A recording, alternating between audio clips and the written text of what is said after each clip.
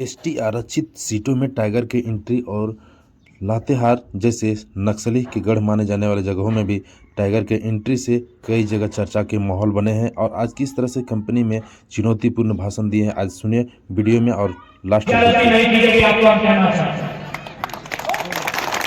मैं तमाम भाइयों को कहूंगा, पदाधिकारियों को कहूंगा, इंस्पेक्टर है या दरोगा है या प्रभारी है, जितने भी पुलिसकर्मी आए हैं, जब जब आंदोलन होगा रैयतों का, जब जब आंदोलन होगा विस्थापितों का, आपका डंडा केवल आपकी ड्यूटी के लिए होना चाहिए, विस्थापितों के हौसले को कमजोर करने के लिए नहीं होना चाहिए।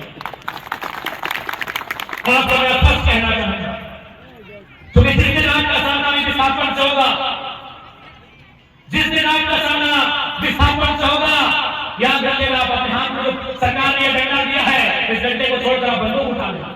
इतना दर्दनाक होता है विस्थापन का।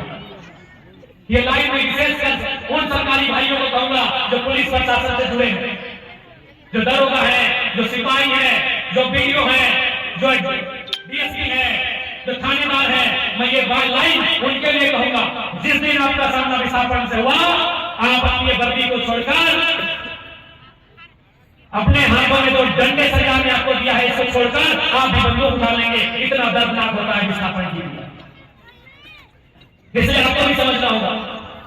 ड्यूटी कीजिए, ड्यूटी का आपका हम सम्मान करते हैं, आदर करते हैं, सत्कार करते हैं, लेकिन ड्यूटी में आप इतने भी मजबूर मत हो जाइएगा कि आपके मजदूर किसानों पर लाठियां चलानी पड़े। और यही क्लियर किया जाए कि 50 गाड़ी कोयला बंदूक की नोक पर निकाल लिया जाता है, वहां दिखाइए हम आपकी सलासी करेंगे, आपकी बहादुरी का। ये लोग आपको सलाम करेंगे।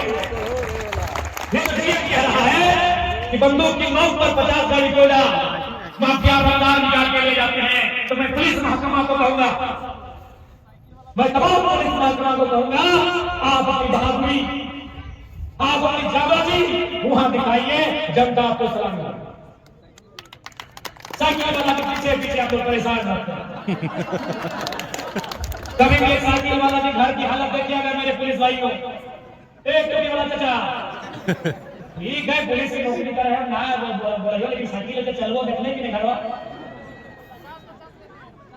पता 50-50 मिनट सब गलत बात।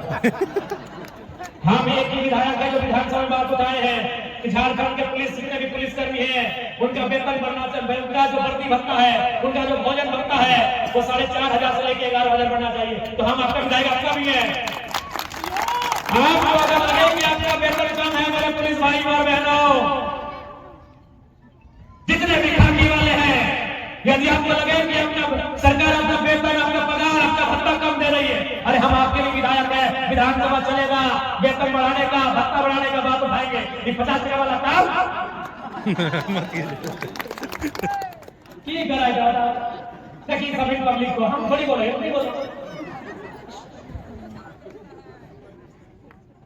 बताओ कितना खराब काम हुआ सब।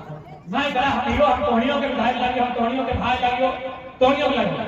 समस्या हो टोहनी के बाद भी विधानसभा उठे, पिछला बार उठे ना कि वर्दी भत्ता बढ़ाइए, भोजन भत्ता बढ़ाइए, है बनो उठाए लो, लेकिन सब काम नहीं होना। अभी क्या है तो बोल लेंगे। अब आपके ऐसा दिक्कत हमने हम मानते हैं, हमें कभी कभी होता है तो टोहनी 3 टाइम में 1 टाइम खाइया अपन पैसा से देखने के बोले अपनी रोटी बनाए सब्जी के को बहुत दिल वाला आदमी है, ये सब ना है ठीक बात। तो नहीं बता सकते ना, बिल्कुल भी ठीक ना। बाकी तो नहीं अपना पढ़ा लिखा लगा, अपना पढ़ा लिखा लगा, पढ़ लिख के नौकरी कर आएगा, सब मिले ठीक करना हो, अच्छा काम करना। तो आज के इस कार्यक्रम का उद्देश्य यही है कि किसी के डराने से, किसी के धमकाने से, किसी के दबाने से ना हम दबेंगे ना डरेंगे, हम लड़ेंगे। ना हम दबेंगे ना डरेंगे, हम लड़ेंगे, अपने हक अधिकार के लड़ेंगे। ये भीख नहीं, हक है हमारा, अगर मांगने से मिलेगा तो ठीक है, नहीं तो गले के नीचे से हाथ जाकर छीन लेंगे। साउथ इंडिया से अपने मिनिस रेड्डी के चच्चा यहाँ पे रेड्डी रहते हैं, श्रीनिवास रेड्डी है, क्या नाम है? श्रीनिवास। यस रेड्डी, श्रीनिवास जो भी है।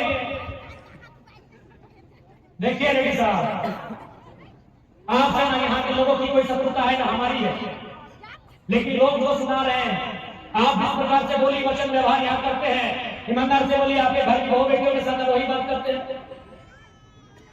रेड्डी साहब, ओ प्यारे रेड्डी साहब, हम मानते हैं अभी पैसा की गर्मी है, इतनी गर्मी है कि माइनस में भी आपको ठंडा नहीं लगेगा। घुमा चुनौती धमकी एक सबका एक जैसा नहीं होता है।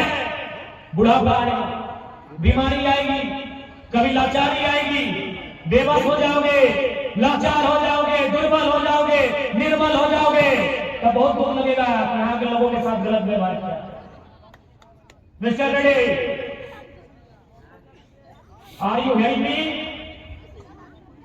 मिस्टर रेड्डी, अगर सुन रहे हो फिर कहूंगा, मेरी आपसे कोई शत्रुता नहीं है, लेकिन अगर मेरी बात सुन रहे हो तो याद रखना, आप दूसरों के साथ वही व्यवहार करना।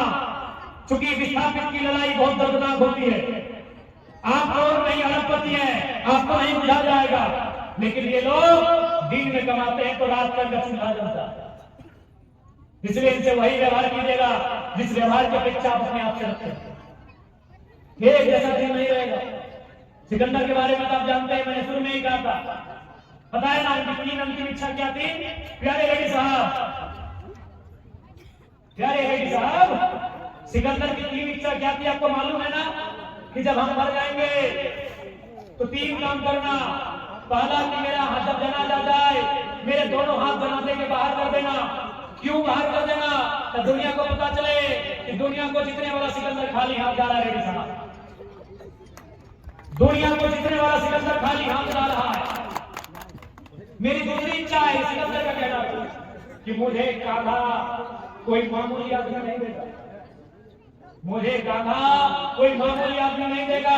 मेरे डेड बॉडी को, मेरे जनाजे को, मेरी अर्थी को कान्हा कौन देंगे? वो हकीम देंगे, वो अधिकारी देंगे। हकीम बने क्या? अरे हकीम बने तो इलाज वैद बड़ा, वो डॉक्टर कान्हा देंगे, वो सेनापति कान्हा देंगे, जिन्होंने मेरा इलाज किया था और मेरा सुरक्षा किया था। कि दुनिया को यह भी पता चले कि दुनिया के बड़े बड़े हकीम और दुनिया के बड़े बड़े 30 मार खा सेनापति के रहते हुए भी सिकंदर को बचा नहीं बचा पाए सिकंदर। इसलिए मेरा कहना डॉक्टर लोग ही थे। इतना बड़ा बड़ा डॉक्टर हमको बचा नहीं, इतना बड़ा बड़ा सेनापति था जो हमको सुरक्षा नहीं दिया, हम मर गए। और अंतिम था कि मैंने जितना धन कमाया है, रेड्डी साहब ऐसे चला आपके लिए, आप तमिलनाडु में कहां से आ गए झारखंड धन कमाने?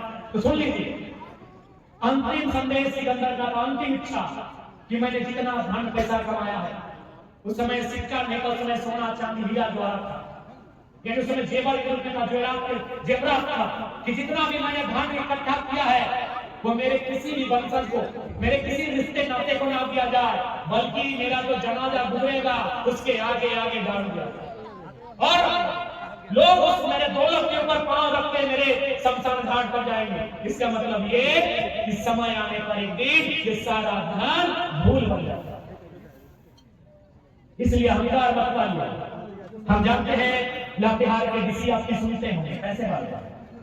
हम ये भी मानते हैं कि आगे एसपी आपकी मानते होंगे, आप पैसे वाले। लेकिन जब समय का पहिया घूमता है वो किसी की नहीं सुनता है, और समय का पहिया तो समय में घूमेगा। अभी यहाँ की जनता चुप नहीं रहेगी, यहाँ की जनता अपने अधिकारों की लड़ाई लड़ेगी, यहाँ की जनता अपने अधिकारों के साथ किसी प्रकार का कोई समझौता नहीं करेगी। इस बात को सुनिश्चित करेगी।